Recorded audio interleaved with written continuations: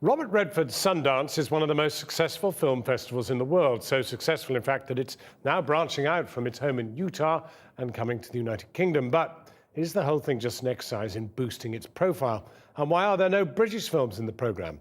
Our culture editor, Matthew Kane, has been to the O2 to meet Robert Redford. It's known as the champion of independent cinema and has helped launch films such as Reservoir Dogs and the Blair Witch Project. But now, for the first time, the Sundance Film Festival is leaving the American state of Utah and coming to Britain. And today, the festival was opened by its president and founder, Robert Redford. Because the festival has grown over the years to such an extent that it's bulging at the seams in Park City, Utah, which suggested that it's time for us to maybe think about moving at least some version of that festival on to other countries. This seemed like a wonderful place to come to because of the rich cultural history that Great Britain has. Over the next 4 days at the O2 in London, Sundance will showcase 14 narrative and documentary feature films, all of them independent and together representing a diversity of perspectives. Independence and diversity, I think, come together.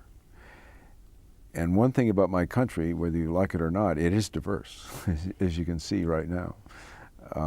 It's wildly diverse. But there's some positives to that. My love life is over. 37.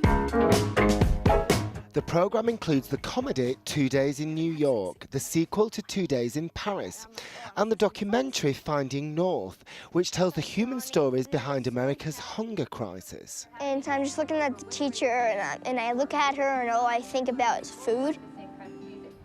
But many people in the film industry here in the UK have noticed that there are no British films in the main Sundance programme. And this might seem odd in this year of increased international focus on British cultural identity and activity. And some people are asking if the enterprise has been conceived mainly as a means of boosting the Sundance brand.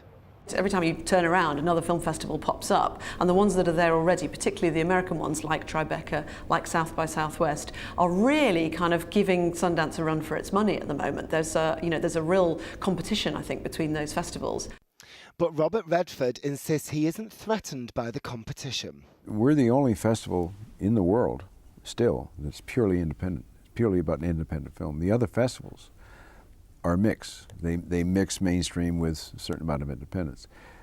But we have steadfastly remained independent since the beginning and will continue to do that. And he defends the London programme because the main Sundance Festival showcases films from around the world. Why are there no British films in the main programme? We opened our first festival with 4 weddings and a funeral.